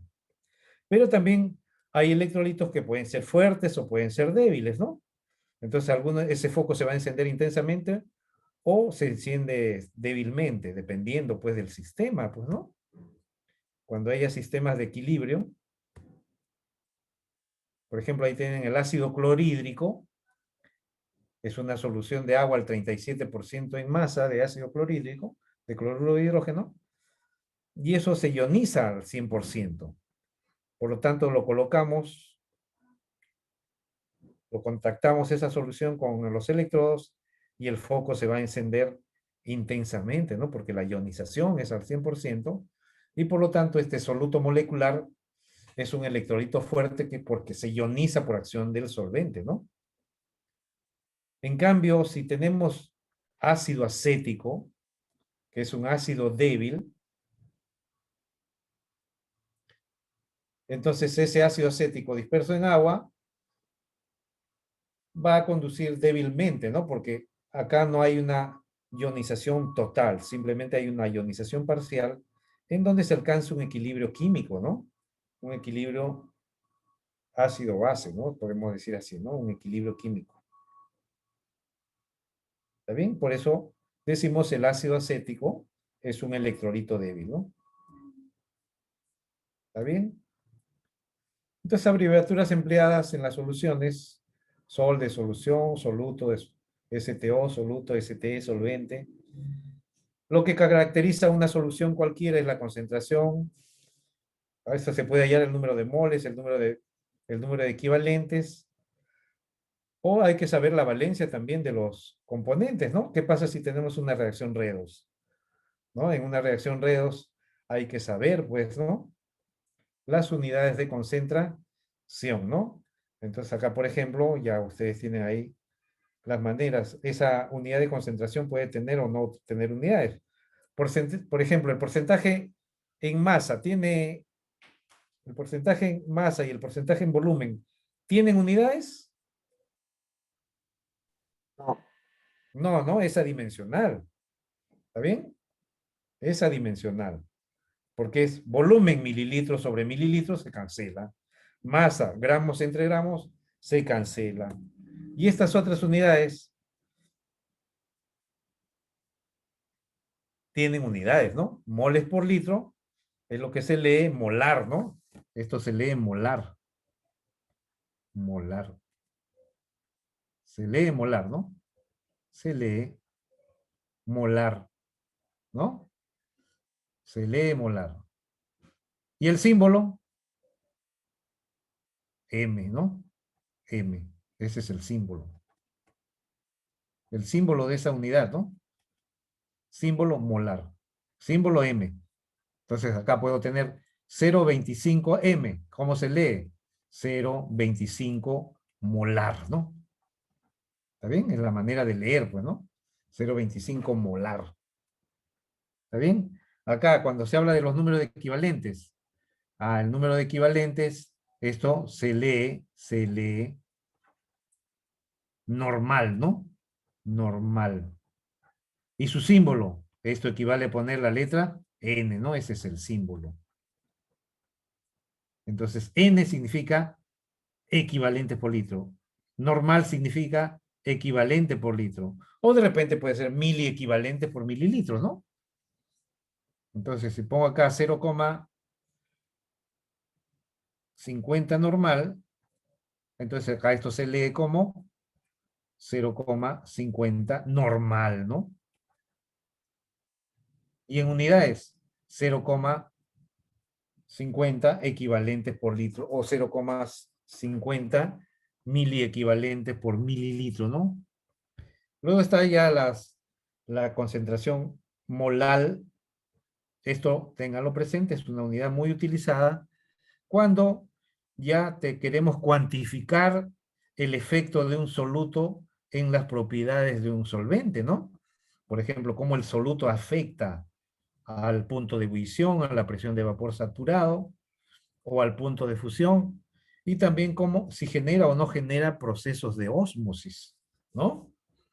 Entonces, para eso, tengan en cuenta estas unidades que son fundamentales, concentración molal, entonces que se lee, esto se lee molal, ¿no? Molal. Y su símbolo, M es el símbolo, ¿no? El símbolo es M que se lee, este es en unidades, y esta es la manera como se lee, pues, ¿no? La fracción molar es adimensional porque es número de moles entre el número de moles, ¿no? ¿Está bien? Eso practicarlo, pues, ¿no? Como ustedes ya vienen con todo este conocimiento, ¿no? ¿Está bien? Y eso ya utilizarlo, pues, ¿no? Cómo utilizar para expresar problemas, ¿no? Nos están pidiendo ahí, calcule, pues, una solución fue probada disolviendo 50 gramos de cloruro de cesio en 50 gramos de agua. El volumen de la solución final resultó 63,3 mililitros. Calcule la molaridad, ¿no? Entonces, como ya les dan el volumen, entonces solamente tendrían que convertirlo a litros. Y la masa del soluto la tienen que convertir en moles, ¿no? Entonces, para eso tienen ahí las operaciones indicadas. Y se puede resolver esto de repente por conversión de fracción, conversión a la unidad, pues, ¿no? ¿Está bien? Entonces ahí tenemos ya que la concentración molar, esa es la unidad representativa, pues, ¿no? Número de moles entre el volumen. Ya tienen 50 gramos en 63 mililitros, un factor de conversión a la unidad. Ya saben que un mol de cloruro de cesio tiene esta masa, y acá ponemos esa masa equivalente en moles, y de esa manera, ahora si queremos, con eso estamos eliminando gramos, con gramos, ¿no? Y si queremos, pues, que aparezcan los litros, porque esto requiere el volumen, ¿no? Que esté en litros, y acá tengo mililitros. Entonces, ¿qué tengo que poner acá? Acá 1000 mililitros tengo que poner acá, y abajo el litros, pues, ¿no? Que es lo que sigue, pues, ¿no? ¿Está bien? Y de esa manera cancelo mililitros de solución con mililitros de solución, y tengo al final lo que me piden, pues el resultado numérico, ¿no? ¿Está bien? Si me piden la concentración molal, yo ya tengo el número de moles, ¿no? El número de moles del soluto fue 50 en 368,3. Tengo acá el número de moles. Me piden concentración molal, y la concentración molal es el número de moles del soluto y la masa del solvente expresada en kilogramos, que eran 50 gramos de agua, ahora lo convertimos a kilogramos de agua. Dividimos y tenemos esto de acá, pues, ¿no? La concentración molal, ¿no? La concentración molal. Ahora, si ya quieren hallar fracciones molares, entonces convierten, pues, tanto al solvente como dice, 50 gramos lo convierten en moles, o los otros 50 gramos de agua también en moles, y suman los moles. ¿Está bien? Tienen el número de moles totales. ¿Está bien? Número de moles de la solución, 0,297 más 2,77, y tienen el número de moles totales. Y con eso hallan la fracción molar del soluto, que sería 0,297 entre 3,074 moles, y queda un número adimensional, pues, ¿no? ¿Está bien? Entonces acá tienen el volumen ya convertido en litros, ¿no? Entonces es sencillo eso, ¿no? O practican un factor de conversión a la unidad, o simplemente despejan la fórmula, pues, ¿no? Otro ejemplo, calculen la normalidad de una solución de ácido sulfúrico. Entonces, ¿qué cosa se ha hecho acá para este caso? Que se ha tomado como base, acá se ha tomado que la masa de solución es igual a, 100 gramos. ¿Y en 100 gramos qué cosa hay? En 100 gramos hay una masa de soluto, que en este caso sería igual 96 gramos, y la masa del agua, que en este caso vendría a ser 2 gramos, ¿no? 4 gramos, ¿no? 4 gramos. ¿Está bien? Entonces, por factor de conversión a la unidad, ¿qué hacemos? 96 gramos de ácido sulfúrico están disueltos en 100 gramos de solución. Multiplicamos por un factor de conversión a la unidad, puesto que me dan la densidad y que me dice cada mililitro de solución tiene una masa de 1,84 gramos de solución, que se cancelan con estos 100 gramos que están acá. ¿Está bien? Con eso ya estoy convirtiendo. Entonces, simplemente los convirtiendo a mililitros, ¿no? Porque ya estoy eliminando los gramos. Ahora quiero convertir a litros, entonces divido, ¿no? Igual, pongo otro factor de conversión a la unidad, otro 1, un litro equivale a 1000 mililitros, entonces de esa manera se cancela mililitros, y ahora debo convertir esta masa que tenía por acá en gramos, en moles, ¿no? Entonces ya sé que cada mol de ácido sulfúrico tiene 98 gramos, y acá pongo su equivalente, que sería, para 98 gramos su equivalente es un mol. Entonces de esa manera se cancela gramos de ácido sulfúrico con gramos, y al final resulta que esto es 18 molar, pues, ¿no? ¿Está bien? En general, ¿qué cosa podemos decir así? Acá en general, entonces, según ese método empleado, la concentración molar es 10 veces el porcentaje en masa de soluto, ya sin unidades. La densidad de la solución, también valor numérico, la masa molar, y todo esto debe estar expresado en gramos por mol, ¿no? Mejor dicho, en moles por litro. Porque ya hemos cancelado todas las unidades, ¿no? El 100, este 100 se cancela con esto, pues, ¿no? Y nos queda 10. ¿De dónde sale este 10? Ah, de acá, pues, ¿no? De la simplificación. ¿Está bien?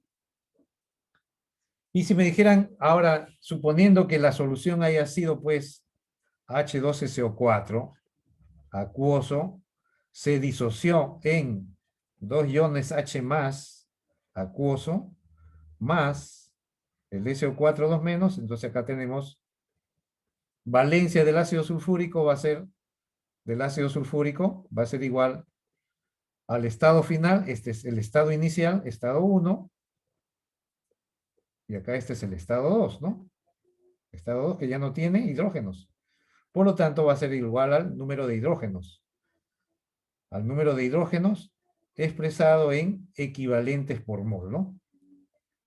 Entonces sería 2, en el estado 1 había 2, menos el estado final que había 0, y eso expresado en equivalentes por mol nos daría que la valencia del ácido sulfúrico vale 2 equivalentes por cada mol. Y como ya tenemos la concentración molar, entonces la concentración normal va a ser igual a la concentración normal, a la concentración molar por la valencia del soluto, ¿no? Y nos queda 36 equivalentes por litro, si es que no nos dieron las masas, ¿no? Pero sabemos la valencia, pues.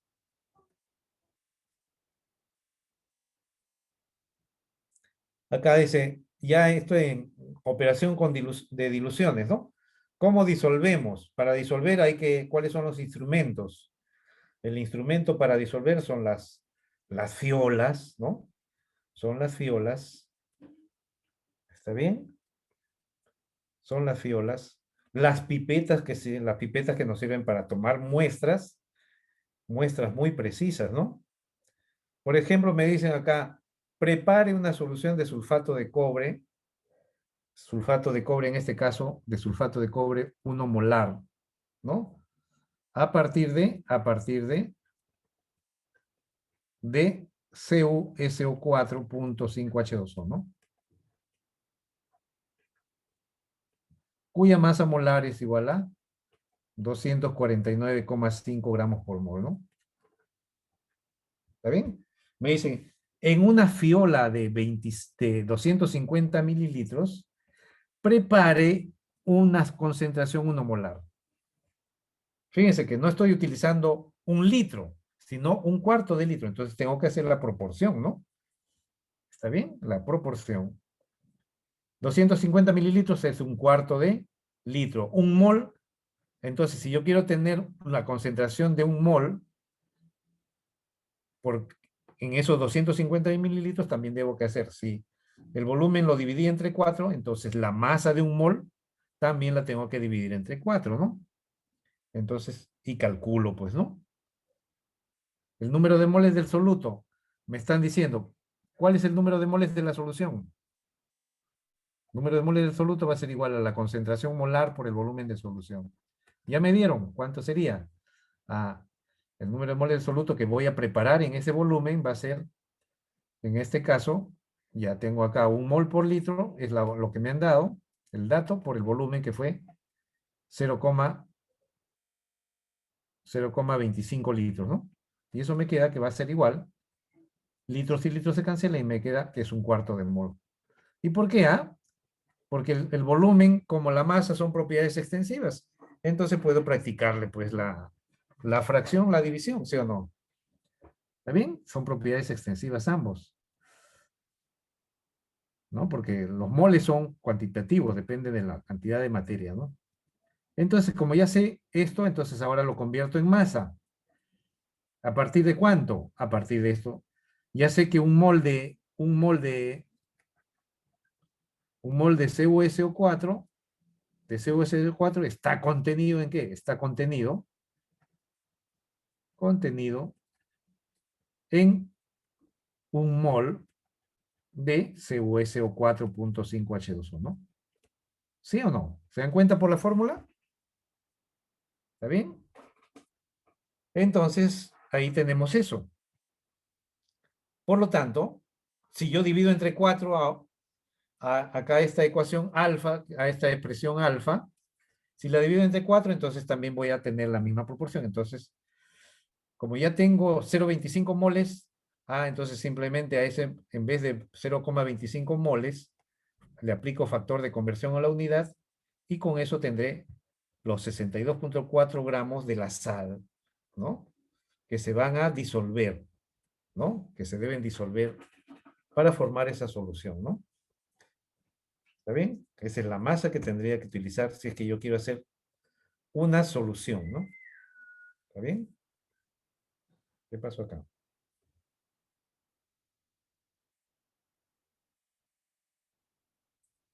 A ver, veamos esa dilución. A ver. La masa, la balanza, una balanza digital, ¿no? Pesamos el papel de filtro y ese papel de filtro tiene un 1,20 de masa, ¿no? Y sobre ese papel de filtro van a pesar con la espátula que tienen ahí, una espátula de acero punteado con punta roma, ¿no? Lo dividen, ya saben que es 62,4, valor redondeado, y el papel, esta masa con el papel filtro tiene esa masa de 63 punto y tanto, ¿no? Entonces una vez ya lo pasan con el embudo, agitan, y ahí tienen la fiola aforada de 250. Ese equipo se llama fiola. Y el frasco lavador es lo que llamamos piseta, ¿no? Ese es el frasco que permite, ese es el que tiene agua destilada y permite, pues, obtener acá en el enrase. A este le llamamos el enrase o el aforo, ¿no?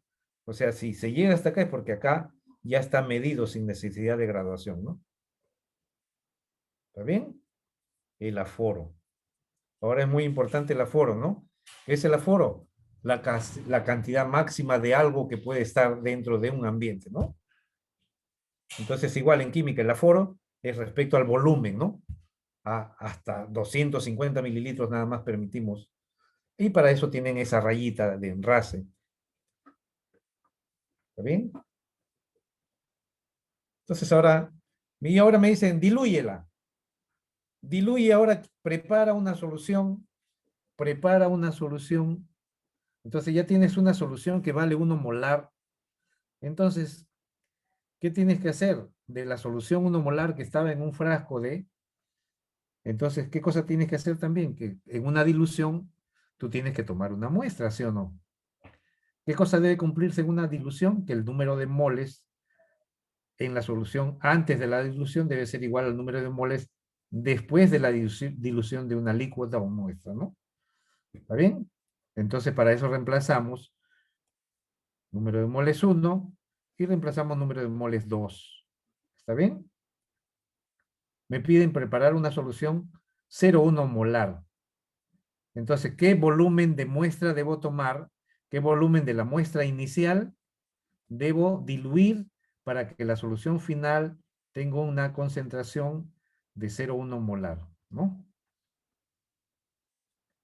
Entonces acá vemos que el volumen 1 que yo debo tomar, porque eso es lo que no sé, tengo mi solución 1 que vale, que ya sé que tengo 250 mililitros, pero no me dicen cuánto. Entonces yo solamente sé que tengo que llegar, esta concentración es esta de acá, ¿no?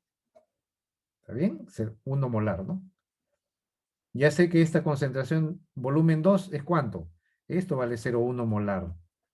Y el volumen al cual debo llegar, me dicen, prepare 250, ya sé que vale 250. Pongo 250, pues, ¿no? Y despejo el volumen que debo diluir. El volumen a diluir es 25 mililitros. Entonces, con una pipeta graduada o aforada, tomo la muestra y luego esos 25 mililitros los diluyo en una fiola de 250, ¿no? ¿Está bien? Eso es lo que vamos a ver acá, fíjense. Entonces, con una pipeta vamos a tomar una muestra de 25 mililitros con una pipeta, ¿no? Esa es mi solución. Eso es lo que tengo que preparar. Pero para eso yo tengo una solución que vale 1 molar, ¿no? Entonces, con una pipeta aforada, tomo una muestra de 25 mililitros, la vierto, y ahí estaría haciendo, como esto tiene un aforo de 250, completo con agua destilada hasta 250, ¿no? Agito antes, luego enraso con el agua destilada, y también hago otra agitación más, ¿no? Ahí no, eso no está bien. O sea, lo que sigue es seguir agitando, ¿no? Hasta uniformizar la solución. Y ahora sí ya tengo la solución 0,1 molar. Entonces ya vieron cuáles son los procesos que se tiene que hacer para diluir una solución, ¿no? ¿Está bien? Y con eso estamos entonces, en este caso, acabando esto, ¿no? Que esto era lo que estaban preocupados ustedes, ¿no? ¿Está bien? Por eso yo he avanzado como bala, como se dice, pero ya tienen ustedes una idea más clara de cómo calcular las masas, cómo calcular si tienen equivalentes, cómo calcular el número de equivalentes y cómo los equivalentes convertirlo en masa, ¿no? Entonces, saber las valencias.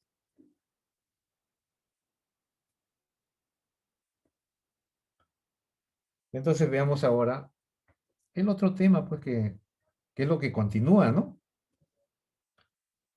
Voy a cerrar esto entonces. A ver, a ver, a ver. Acá.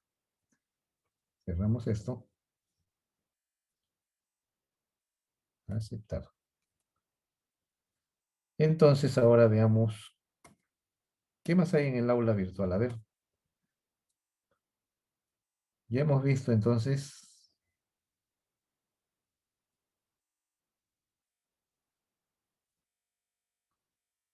materia, clases, propiedades y fenómenos, ¿no? Después hemos visto materia, clases, propiedades y fenómenos. Después fundamentos de estequiometría. ¿Dónde van los materiales de laboratorio, no? Esto creo que es, a ver, no recuerdo. Veamos eso, ¿no?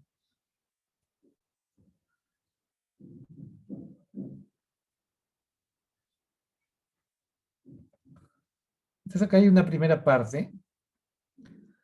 Entonces recuerden entonces,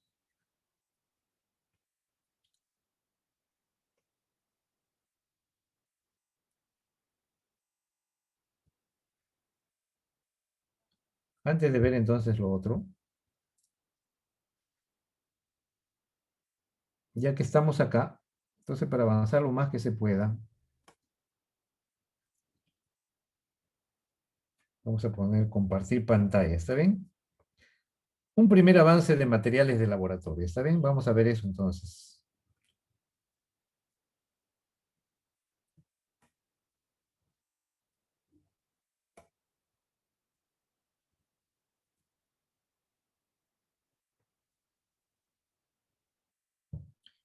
Introducción al trabajo de laboratorio entonces, muchachos.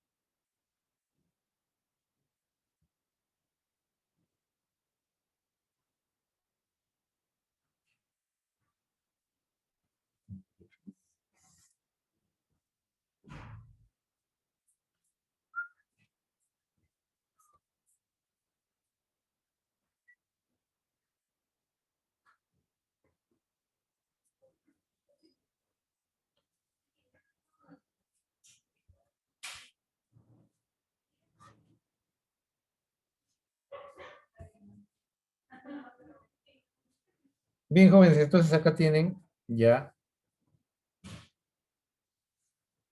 Entonces, con respecto a la introducción al trabajo de laboratorio, ¿no? ¿Está bien?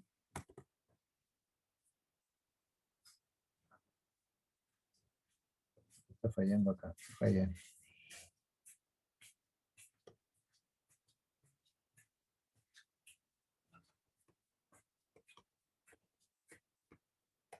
¿Qué pasó acá? ¿Qué pasó acá?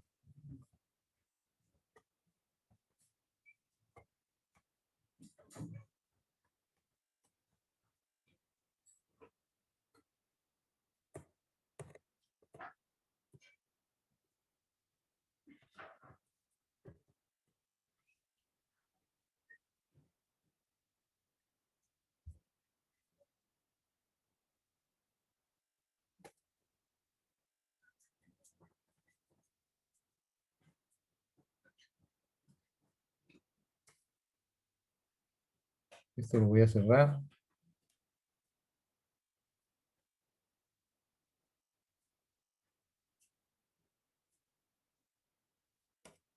Bien.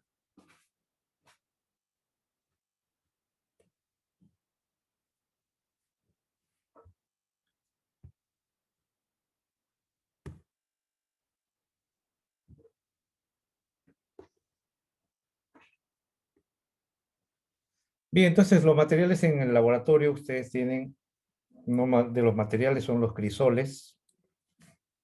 Y los crisoles pues nos ayudan pues a hacer calentamientos, a hacer reacciones de pirólisis, ¿no?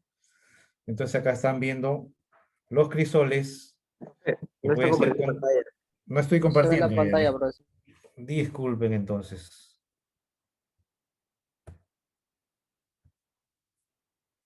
Finalizar presentación.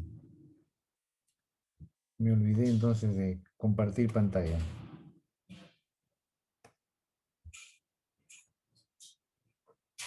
Ahora sí.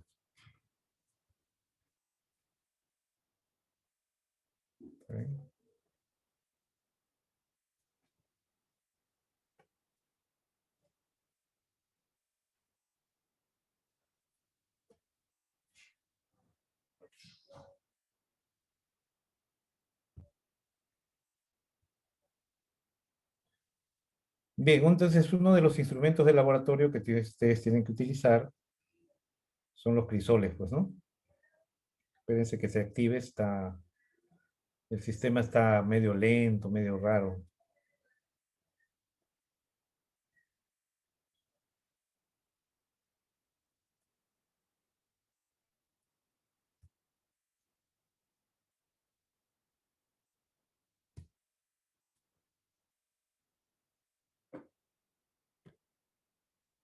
¿Está bien?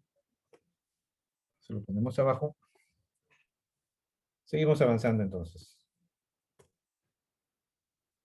Está lento el sistema. Algo se ha colgado la máquina, parece.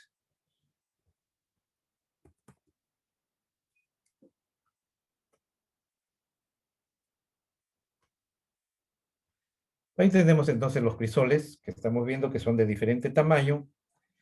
Pueden tener tapa o no tener tapa. Algunos tendrán de repente un pico, si es que vamos a tratar muestras líquidas, ¿no? Estas, entonces, se pueden utilizar para calentamientos o para hacer calcinaciones o pirólisis, ¿no? También, ¿no? Queremos descomponer una muestra de repente de origen vegetal para analizarla en sus componentes activos. Utilizamos hidróxido de sodio, por ejemplo, como fundente, ¿no? O de repente como fundente también de un mineral, que puede ser inorgánico, ¿no? O también de repente mezclamos una muestra líquida, ¿no? Entonces, depende entonces del tipo de material que querramos calentar, ¿no? O de repente desarrollar una pirólisis, una descomposición por efecto del fuego o calor, ¿no? Los morteros. Los morteros nos sirven pues para hacer moliendas, ¿no? Puede haber varios tipos de morteros, ¿no? Morteros de porcelana, esto están viendo el mortero con su pilón. El pilón es lo que ayuda, este es el pilón, podemos decir así, ¿no? Lo que ayuda a que el material se muela, pues, ¿no? Se muela, se pulverice. Acá tenemos en la parte central en este caso, un mortero de ágata, ¿no? Un mortero de ágata. y al otro lado un mortero de acero, ¿no? De acero. Entonces, el utilizar cualquiera de estos materiales, sin duda, requiere, pues, también leer el manual de instrucciones, ¿no? Correspondiente a cada equipito, si es que tiene determinadas características. Por ejemplo, un mortero de ágata es muy especial para ciertas muestras, ¿no? De repente para analizar, pues, de repente algunas cápsulas o pastillas, ¿no? Que queremos, o de repente preparar muestras ahí que se les va a sacar un espectro infrarrojo o ultravioleta. Entonces va a depender, pues, ¿no? Luego seguimos con los embudos de decantación, ¿no? Entonces, ¿para qué es un embudo de decantación? Para separar dos componentes líquidos que tienen diferente densidad. En otras palabras, lo utilizamos en sistemas heterogéneos, ¿no? ¿Está bien? En sistemas heterogéneos. Entonces ya tienen ahí, se dan cuenta, una llave y abriendo la llave, lógicamente el líquido que está en la parte inferior de mayor densidad o mayor peso específico, ese es el que va a salir primero. Entonces en el embudo queda solamente la parte amarillenta de menor densidad que el otro líquido que está en la parte inferior, ¿no? Entonces acá el embudo de separación se utiliza para separar mezclas heterogéneas líquidas, ¿no? Habrá decantación sólido-sólido también, ¿no? Cuando preparamos una suspensión, el precipitado se mueve al fondo del recipiente y quedó el líquido sobrenadante. Entonces, inclinando el vaso, sacamos el líquido sobrenadante. Esa es una decantación sólido-líquido, ¿no? De sistema heterogéneo. Un cristalizador lo utilizamos para que de repente al controlar la temperatura podemos tener ahí varias sales disueltas, pero ya sabemos que las sales tienen diferente solubilidad. Por lo tanto, un factor crítico en la solubilidad es la temperatura. Entonces, dependiendo de la temperatura, entonces nosotros podemos hacer que algo que estaba disuelto en una solución se cristalice, forme cristales. Eso va a depender también de la temperatura que se maneje, ¿no? Si es una temperatura infinitamente lento, se va a formar, pues, cristales muy bonitos, ¿no? Con las formas correspondientes. ¿Está bien? Entonces esto puede ser un vaso, un beaker ancho, digamos, tipo tazón, ¿no? Dependiendo, pues, de la cantidad que querramos cristalizar, ¿no? Equipos de calentamiento tienen ahí el mechero Bunsen. El mechero Bunsen es para calentamientos comunes y corrientes, ¿no? Tienen ahí el mechero Bunsen con sus características, tienen un vástago, ese tubo conectado a la base, ahí hay una llave de entrada de la base. ¿Está bien? Entonces acá estamos viendo la entrada del gas, ¿no? Que se supone esto va conectado al balón de gas. Acá hay un regulador que tú con esto regulas la entrada y la salida de aire para que tengas una buena flama. Y por acá sale la flama, pues, ¿no? Este es el mechero Bunsen. Después tenemos ahí, tienes que lavar equipos y luego esos equipos tienes que secarlos. Entonces, ¿dónde los pones? En una estufa. Acá tienes la estufa. ¿Qué te sirve para secar una vez que has lavado tus materiales de vidrio, ¿no? Y por acá en la parte baja tenemos aquí una estufa, ¿no? No, esto le llamamos una mufla, ya no es estufa. Estufa tiene bajas temperaturas, entonces en cambio una mufla puede superar miles de grados de temperatura, ¿no? Entonces, cuando queremos hacer ya pirólisis, ¿no? O de repente queremos descomponer huesos, ¿no? Pulverizar los huesos, entonces los quemamos en una mufla, ¿no? En esta época de, de pandemia, bueno, pues ahora los crematorios se parecen a una mufla, pues, ¿no? Es algo grande un crematorio, ¿no? Tiene material refractario que resiste a altas temperaturas, ¿no? Entonces esto va a depender pues de la necesidad que tengamos, ¿no? De repente queremos secar una muestra que está en un papel de filtro soportada sobre una luna de reloj. Utilizamos ahí la estufa, ¿no? El equipo que está en medio, ¿no?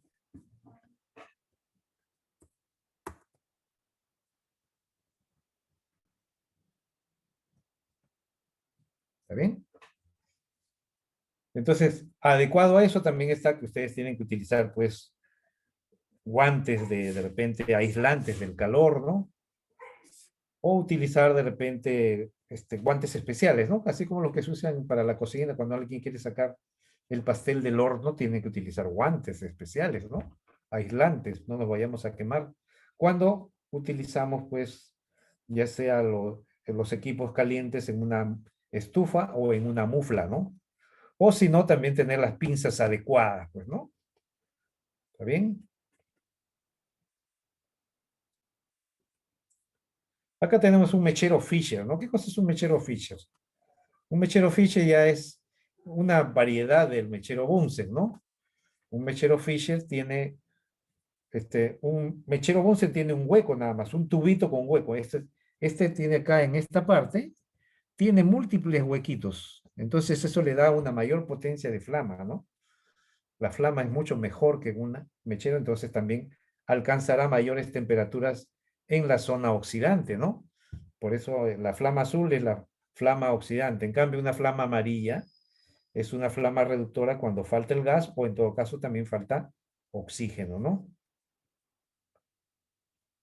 Entonces hay gente que trabaja mucho, los vidrieros, por ejemplo, los que hacen vasos, los que hacen vasos de repente o botellas, trabajan con la arena la funden y de esa manera obtienen pues el vidrio, ¿no? Instrumentos para medir la masa. Entonces acá ya no nos da tiempo, ahí tenemos entonces, ¿cuáles son los instrumentos para medir la masa? ¿Se dan cuenta? Solamente tienen ahí a la derecha, ¿a quiénes? Las balanzas. ¿Y esto servirá para medir masa? ¿Esto que está acá a la izquierda? ¿Esto no mide masa o no mide fuerza? ¿Qué cosa mide esto? Fuerza. Fuerza. Fuerza, ¿no? Fuerza. Este es un dinamómetro. Un dinamómetro sirve para medir pesos o fuerzas. En cambio, las balanzas es para medir masas, ¿no? Porque acá se supone que ya hubo una calibración con pesas, acá una calibración ya digitalizada, ¿no? Digitalizada. En otros casos hay que usar pesas, ¿no? Entonces la electrónica ha ayudado mucho a la química, pues, con los instrumentos de precisión, ¿no? ¿Está bien? Entonces, este es un dinamómetro, lo que nos sirve para medir fuerzas o pesos, ¿no? En cambio, con las balanzas medimos las masas.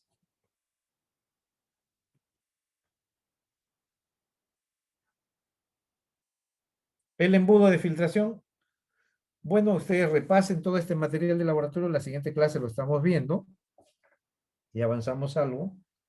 Voy a pasar lista más bien. Profesor, disculpe, Dime. no tenemos acceso a este material que usted está presentando. Que está en el aula virtual, jóvenes. Sí, pero yo entro por mi correo institucional, pero no me deja. Qué raro, ¿ah? Tengo que pedir permiso a usted primero, pero es ¿No has incómodo así. entrado al aula virtual? Sí, acabo ¿Logras de entrar. entrar? ¿Has tenido acceso al PPT o no? Al PPT anterior. Sí, sí, al de... Ah, entonces, si has tenido acceso, porque puedes tener acceso también a los No, links, por ¿no? eso A le los digo, enlaces. me niega el acceso, ¿no? Entonces tienes que hablar con los de soporte técnico, pues, ¿no? Ya el problema no es conmigo, el problema es con soporte técnico. Pero ¿nos podría pasar la diapositiva, por favor? Porque ¿Qué? no nos deja, nos podría pasar la diapositiva porque no nos, o al delegado, mejor. Las diapositivas las voy a poner están en el aula virtual, ¿no? Así de simple. Entonces, si tienen dificultades, la voy a poner de nuevo en el aula virtual. ¿Está bien? Ok, profesor, muchas gracias. Muy bien, jóvenes. Entonces, antes pasemos lista, pues, ¿no? Pasemos lista. A ver, entonces acá, ¿qué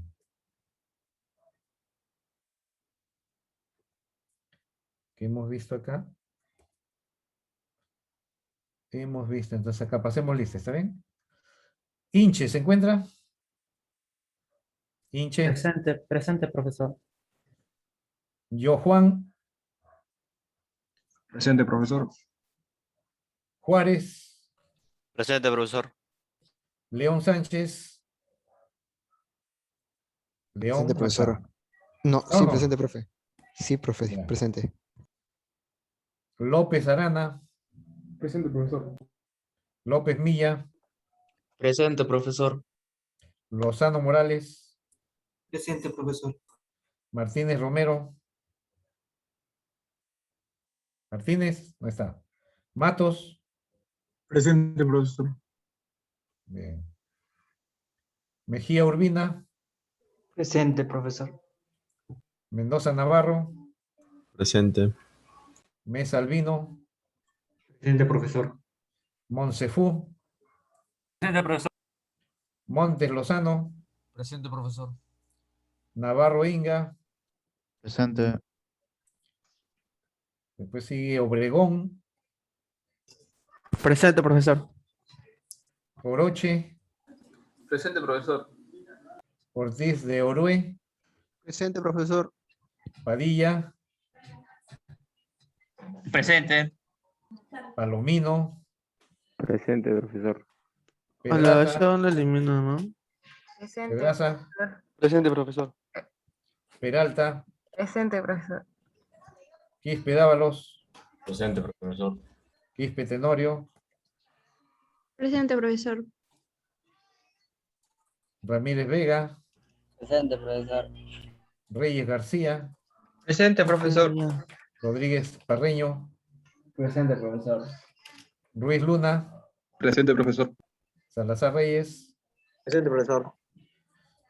Salcedo Martínez. Presente. Muy bien, entonces, ¿quién está? ¿Martínez Romero o no? Es el único ausente. Martínez Romero no está entonces. Bueno, entonces registramos asistencia, ¿está bien? Y marcamos. Entonces, hasta la próxima, muchachos. Ya voy a, en todo caso, les voy a poner de nuevo el link del PPT, ¿está bien? Gracias, muchachos. Gracias a usted, profesor. Buenas tardes. Que les vaya bien, ¿ya? Buenas No, tardes. gracias, profesor. Buenas tardes, profe. Gracias, profesor. Buenas tardes. Que les Chao, vaya bien, profesor. Buenas muchachos. Ya tardes. cuídense, Buenas tardes, cuidado al profesor. salir.